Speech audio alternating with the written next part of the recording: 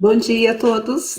Me chamo Luciane de Lima, sou advogada, voluntária da PTX. Estou aqui com a presença da doutora Rafaela Cosme, representando o Instituto Brasileiro de Direito Previdenciário, e ela vai falar sobre benefícios por incapacidade.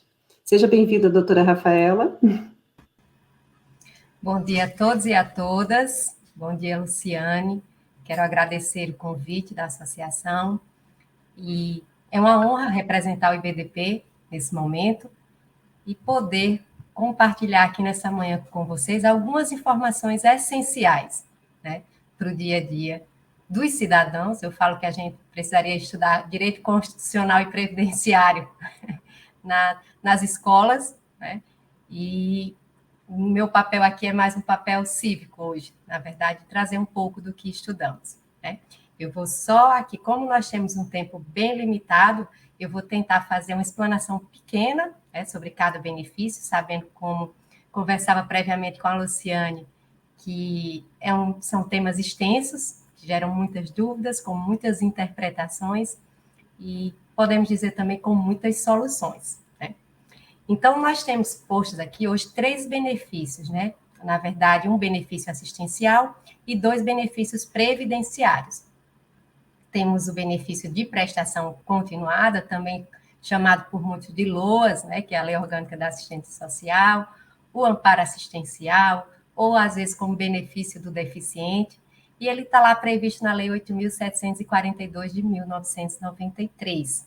Esse benefício ele é destinado para aquelas pessoas que não podem, né, ter sua renda provida pelo seu trabalho ou nem mesmo por sua família.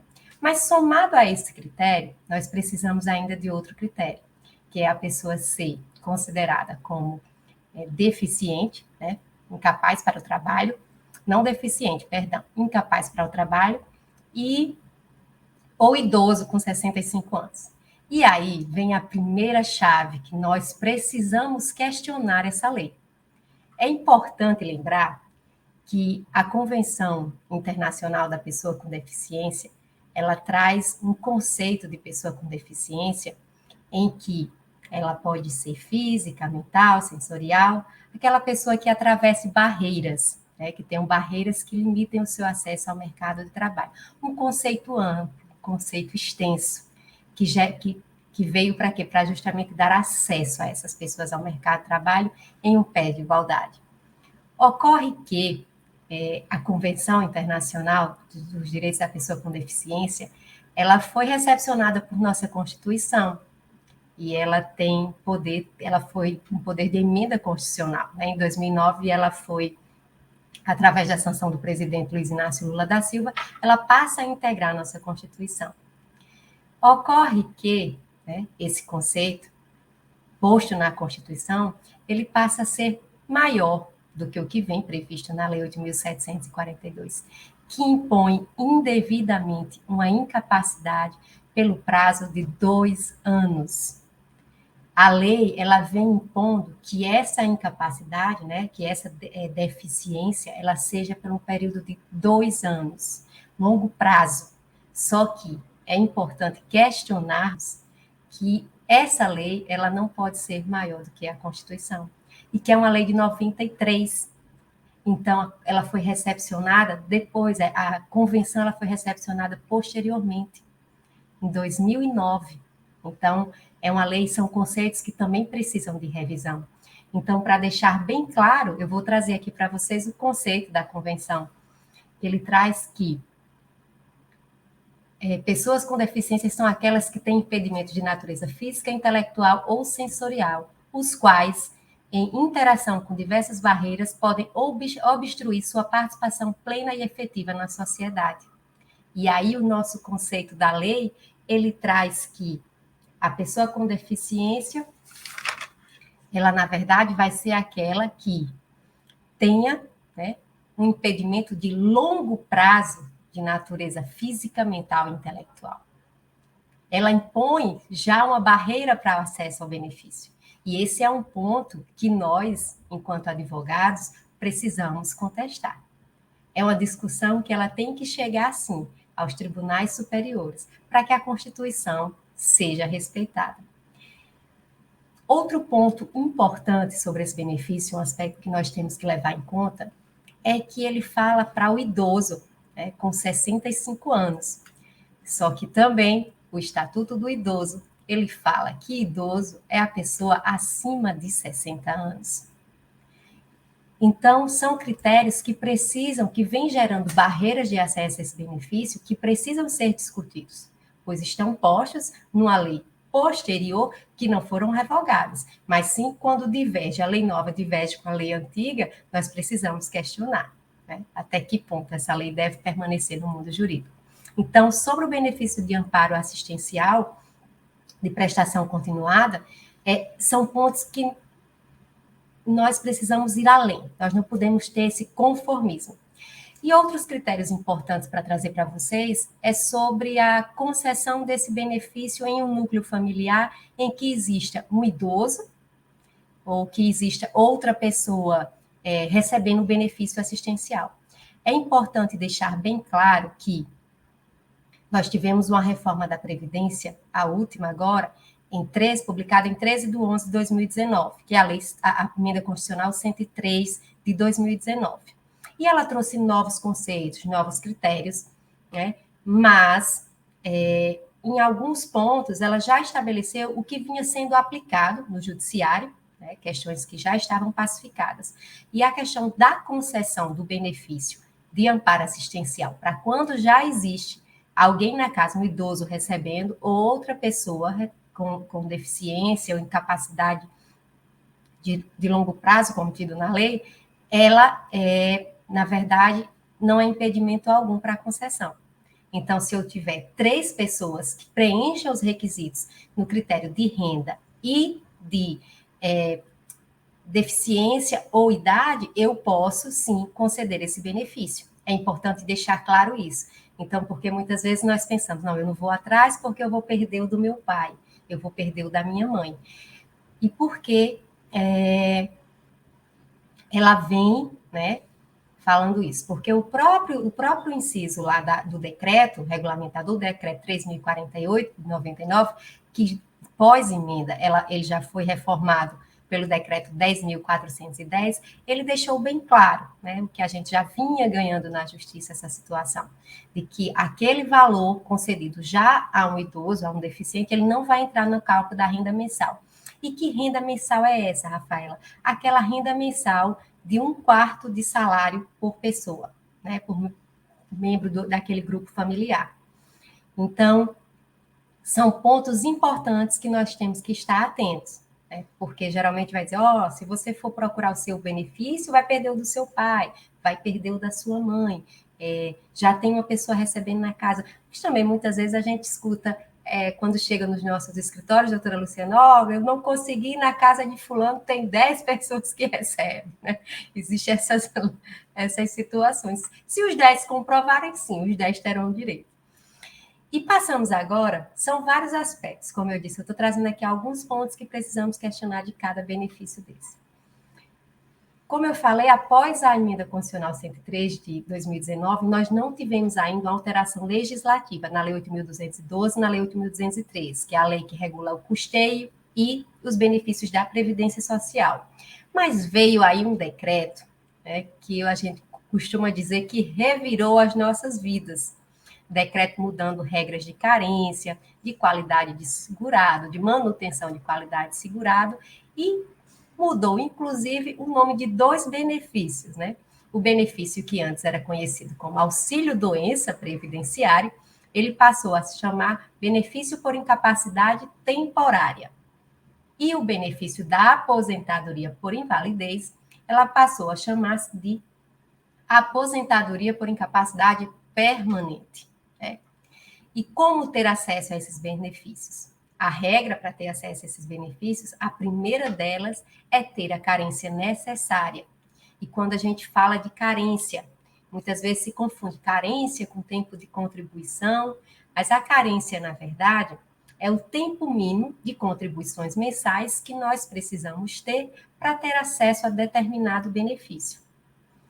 No caso da aposentadoria por incapacidade permanente, e do benefício por incapacidade temporária, eu preciso ter 12 contribuições para poder ter acesso ao benefício. O segundo requisito, ele mora na própria nomenclatura, na incapacidade. O por incapacidade temporária, ele já vem falando, né? A gente precisa, é uma incapacidade que ela está prevista para se encerrar, tem um prazo pré-determinado, pré-estipulado, ou pelo menos que se vislumbra que com um determinado período essa incapacidade irá cessar. E essa incapacidade é tida na lei, né, e no próprio decreto 10.410, como aquela incapacidade que dure por um período superior a 15 dias e para sua atividade habitual. Muitas vezes nós temos distorções, a doutora Luciane também deve estar acostumada, que na análise, né, quando o segurado chega para fazer a perícia, o que é que o médico fala? Ah, mas você pode trabalhar, se você é vigia, você pode trabalhar como vendedor, como auxiliar de escritório, mas é importante nos atermos e brigarmos pelo que está disposto na lei e na legislação, né, na Constituição e na legislação infraconstitucional. O benefício por incapacidade temporária, ele é justamente para cobrir a situação daquela incapacidade que dure por mais de 15 dias para a sua atividade habitual, é para o que você faz, né? Então, não adianta o perito do INSS ou o perito da Justiça vir me dizer que eu posso trabalhar em outra função. Não, não é isso que eu estou querendo. Aí eu estaria tratando de reabilitação, que é outro conceito, é outra especificação tida na lei para uma situação diversa, parecida, mas diversa dessa. Então, para eu ter acesso a esse benefício, eu tenho que sim, né, ter os laudos, e é importante a gente sempre bater nessa tecla quando for ao médico, né? Não pedir um atestado médico, mas sempre pedir um laudo médico descrevendo a sua situação clínica, desde o início do tratamento, qual o tratamento que vem sendo realizado, quais as barreiras que aquela doença naquele momento está causando, aquela incapacidade, aquela deficiência causa. Então, isso tem que vir muito bem descrito. A gente sabe que os médicos se aborrecem, porque todos os dias tem pessoas, né? A crise econômica gera a necessidade por um benefício, por um auxílio, por uma assistência. E os médicos terminam se aborrecendo. Mas também a gente não pode chegar no consultório dizendo o que é que o médico deve escrever no laudo, né? Mas é importante sempre pedir isso, doutor, se possível, que traga a minha situação de forma descritiva, né? O que é que hoje me impede de trabalhar na função que eu fazia ou em outras atividades. Vai colocar o CID da doença, vai colocar ali se aquela incapacidade ela é temporária ou permanente, que é o que vai também definir e possibilitar ao seu advogado buscar o melhor benefício. E quanto à incapacidade permanente, ela é justamente aquela que dura por um período superior, né, a esses 15 dias, e geralmente numa situação em que não se tem, ou se tem a previsão que não há uma recuperação, ou que não se tem previsão de alta médica, né? E nesse decreto 10.410, nós tivemos também outra situação, que é a situação mais delicada desse momento, que é o controle da nossa condição de segurado junto à Previdência. Porque nós sabemos que veio uma lei trabalhista, que gerou a possibilidade de contratos intermitentes, né, que geram uma carga horária diferenciada e também remuneração diferenciada. Porque a Previdência agora, ela só passa a contar como contribuição aquela contribuição que é no valor, pelo menos, do mínimo. O decreto ele não estabeleceu o mínimo, mas o que a gente sabe que a Previdência vem tendo como o mínimo é um salário mínimo. Então, nós temos que observar que se nós prestamos serviço para alguma empresa, para algum particular, e nossa contribuição ela foi abaixo, nós temos que observar a complementação daquela contribuição para que conte. E outro ponto, quando eu saio do meu trabalho, né, eu fico acobertada por INSS, digamos assim, por um determinado período. Nós temos no na lei, no decreto, a possibilidade de estender. Quando nos perguntamos por quanto tempo eu posso ficar na Previdência quando eu deixo de trabalhar, nós temos um período aí, na verdade, né, de 12 meses, em que você fica cobertado com o período chamado período de graça, e aí ele pode ser estendido por mais 12 meses, se comprovada situação de desemprego, né? E ainda tem uma terceira possibilidade, né, que é a questão para quem tem mais de 120 contribuições. Então, são detalhes que nós precisamos ter muito atento, é como está a nossa situação junto ao INSS, como estão as minhas contribuições, quando eu vou perder essa qualidade de segurado, até quando eu posso manter essa qualidade de segurado, e ficar vigilante, porque hoje todos têm acesso à senha do meu INSS, uma senha que é intransferível.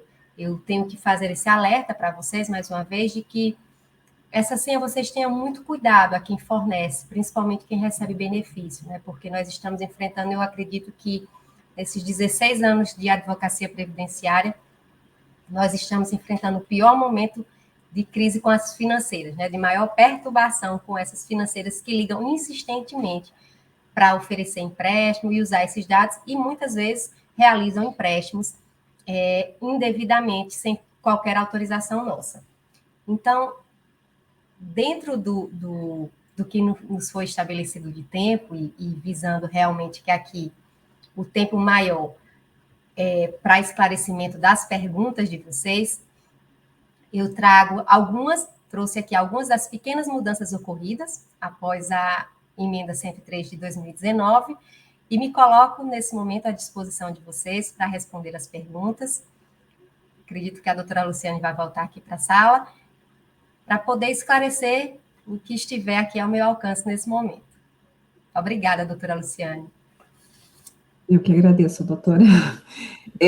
Temos uma pergunta, doutora, da Elaine. Ela está perguntando que quando a instituição não libera o laudo, tem algumas instituições que recusam em liberar o laudo. Como fazer nessa situação?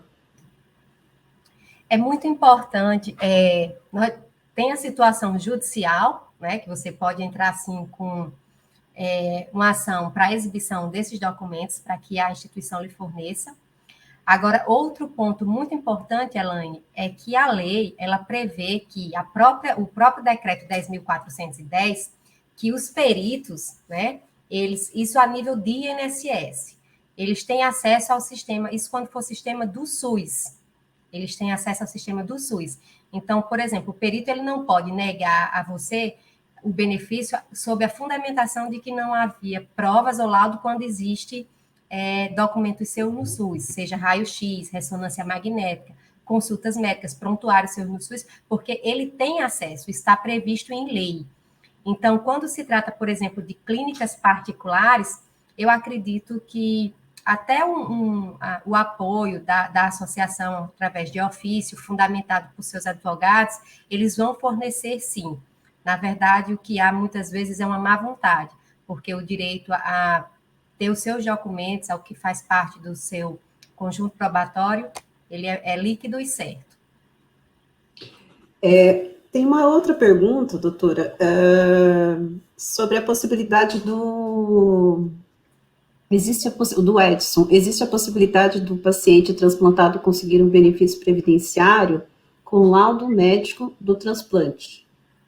Sim, inclusive, assim, no meu escritório eu tenho nós temos uma parceria em Fortaleza, né, no Ceará, e o Ceará tem um grande índice de transplantes de fígado. Nós temos alguns clientes e muito tranquilo, né, em relação àquelas pessoas que estão seguradas pela Previdência, que tem que possuir qualidade segurada, que vinham contribuindo ou eram empregadas e precisaram se afastar, e nos casos temos também situações de benefícios assistenciais, porque há todo um tempo, inclusive tem um projeto interessante que agora tramitando, que foi inclusive aprovado pela Comissão de Seguridade Social agora em agosto, que é a questão de isenção de carência para a questão de doadores e a discussão também para a questão dos transplantados, né? Tudo indica que, salvo engano, eu não lembro qual foi agora, não me recordo o nome da deputada do Cidadania, mas que ela fez até essa questão de isenção de carência. Por quê? Nós falamos de 12 meses para carência, para ter acesso aos benefícios, mas tem algumas doenças que elas dispensam essas carências. A carência de 12 meses, por exemplo, a nefropatia, né, que nós temos um índice enorme de transplantados de rins. Então, seria tanto para doadores, né, no caso de quem está acobertado ali também, tranquilo. Se você pagar um mês ou assinar sua carteira, pagar a primeira em dia e tiver uma nefropatia, você já vai ter acesso ao benefício. E se, por exemplo, o patrão assinar sua carteira e com 2 dias, 3 dias, 4 dias, você descobrir que está com a doença dessas listadas no artigo 150, você vai ter acesso. Aí entra cardiopatia, entra a questão da AIDS, é uma lista de doenças, mas essa lista é importante lembrar que ela não é taxativa. É tanto que durante a Covid nós ganhamos algumas ações justamente dispensando a carência em razão do Covid. Ela não estava lá na lista, mas teve a decisão judicial para que ela dispensasse a carência. Isso é muito bom. Outro ponto importante nessa questão que ela falou, né, do acesso ao benefício dos transplantados, ter todo esse conjunto probatório, e o laudo ele é mais importante porque tem um período de recuperação. Então, o laudo ele se torna mais importante pela fragilidade que o transplantado vai enfrentar no período seguinte, né? Isso precisa estar muito bem descrito no laudo médico. Isso tudo depende do laudo, então, né, doutora? Que ele tem que descrever, inclusive, o período de pós-transplante, quanto tempo vai durar. E muitas vezes a pessoa tem alguma intercorrência durante pós-transplante, né? Isso tem que ser descrito, né? Tem que ser descrito. E eu sempre falo, Luciane, às vezes se quer entrar na justiça com qualquer laudo, e isso é um erro muito grande, porque se você não tiver um laudo de acordo com o que é exigido pela perícia médica, você vai fazer coisa julgada contrária a você. Você vai entrar com a ação, o juiz vai negar e vai lhe impedir o acesso posteriormente. Porque se não tiver ali um laudo demonstrando agravamento da doença, né, ou progressão daquela doença, o juiz vai ter como causa julgada. É muito difícil você derrubar a coisa julgada hoje no judiciário. Então, é bom preparar esse conjunto probatório, esse corpo técnico realmente para poder demandar. Acho que daí a importância de procurar um profissional especializado na área, né, doutora, para que, eu acho que, e ter paciência também quanto à questão dos documentos, para não, é normal essa atitude no sentido de estar recebendo o benefício, e aí aquela preocupação de, eu não tenho mais, foi suspenso meu benefício, eu preciso para ontem desse benefício, e na verdade não é bem assim que funciona, né? Se eventualmente, como a doutora disse, se houver o julgamento, não tem como mais reverter essa decisão, né, e aí a pessoa fica sem o benefício justamente por essa pressa dela, né. Doutora, Ana Cristina, ela pergunta sobre o prazo, se existe algum prazo para realizar a reanálise do benefício, para passar pela perícia, existe algum prazo ou não? Olha, a partir do momento que o benefício ele é cessado, né, você recebe o comunicado, 30 dias para oferecer o recurso. Para judicializar, o prazo é realmente aquele prazo decadencial, né, de indeferimento de benefício ou de cessação de benefício. Temos visto algumas interpretações errôneas, alguns juízes aplicando prazo de 5 anos. Outro ponto aqui que a gente precisa esclarecer, por mais que você, diante dessa crise, a gente precisa esclarecer isso. Se você deixou de trabalhar e perdeu a sua condição de segurado, isso não quer dizer que você não tem direito ao benefício. Se você demonstrar que quando deu início àquela doença, a incapacidade, você possuía qualidade de segurado, você tem sim o direito ao benefício. E quando você fala dessa importância dos profissionais de entregar, vocês têm uma associação super reconhecida, bem conceituada, profissionais excelentes como a doutora Luciane. Então, é importante que em matéria previdenciária vocês procurem profissionais de excelência. Não entreguem seus documentos a qualquer pessoa, a atravessador, a quem está ali na porta do INSS, garanhando clientes. A conduta é procurar referências, né? E vocês têm uma associação muito séria que faz um trabalho incrível e que pode dar todo esse suporte. Doutora, uma última pergunta.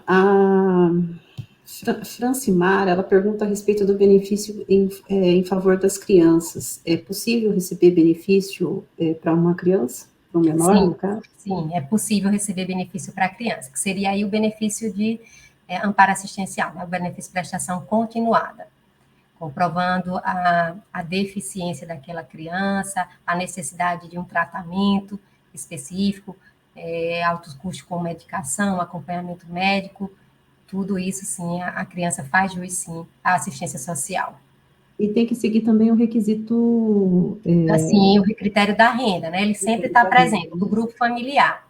Então, ali os pais, os irmãos, né, que moram na mesma casa, a renda sempre respeitando o critério de 1/4 salário por membro da família. Lembrando que esse critério, em determinadas situações, nós conseguimos, diante da condição social, diante do caso, ultrapassar esse critério. Então, tem situações que, mesmo a família tendo a renda maior que esse, consegue? Sim, consegue, né, desde que comprovado os gastos, a necessidade e a especialidade da causa. Tá ótimo. Doutora, estamos chegando ao fim, passou muito rápido, né? Eu gostaria de agradecer a presença da doutora. Há alguma dúvida que o pessoal tiver, a doutora poderia deixar seu contato, principalmente para o pessoal que é da sua região, né? Ou alguém. Hoje nós estamos com a internet, então é possível, acho que, ter acesso, inclusive, a nível do Brasil, a nível nacional, né? Eu gostaria que a doutora deixasse seu contato, se acaso alguém tiver interesse. Sim, nas redes sociais, que é o mais fácil, ali o direct, o message, é Rafaela Cosme, da forma que está escrito aqui. Estou à disposição de vocês para responder. Fiquem à vontade. Só queria deixar aqui um trecho de um poema que li ontem e achei muito lindo aqui, que uma amiga me passou, que tem a mãe transplantada. Se não está, esse poema é de Carlos Omar Vilela Gomes. A culpa é tua. Se não estás aqui, não tenho culpa. Mas se eu estou aqui, a culpa é tua. Não soube dos teus trancos e teus sonhos, nem lembro dos teus passos pelas ruas. Não respirei teus medos e silêncios, nem tive o teu rosto em minhas mãos.